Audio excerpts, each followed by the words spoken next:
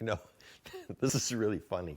And this is in response to somebody saying, you know, hey, which Dremel should I buy? I want to work on my guns. And the first thing I always say is, don't buy a Dremel to work on your guns, right?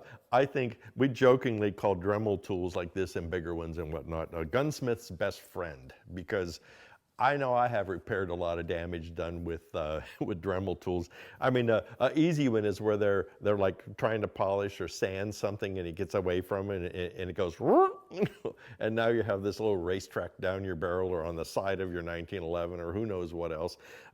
There's a lot of tricks to using these tools. I usually will only use a Dremel style tool. I like Fordham better because they run smoother, but let's say you're doing a curved surface. So I'm polishing a trigger face, maybe the top of a hammer. You know, you can polish a feed ramp, for instance. But I never use a Dremel on a flat surface.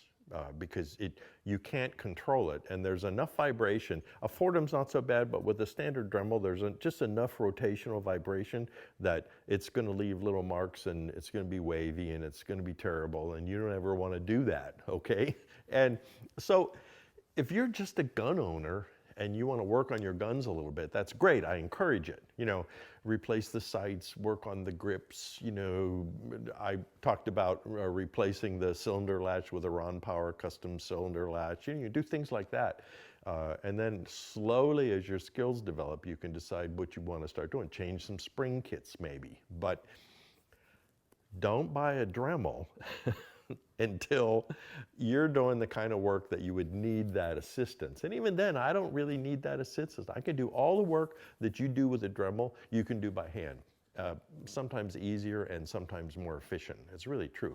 And I don't mean to disparage Dremel because they are handy. I have 2 or 3 or 4 or 5. You know, I keep them usually with different bits handy. This is a little wire brush if I'm trying to clean inside of a crevice or something. But don't buy a Dremel and polishing bobs and start polishing the action in your gun, because you will become a customer of a gunsmith.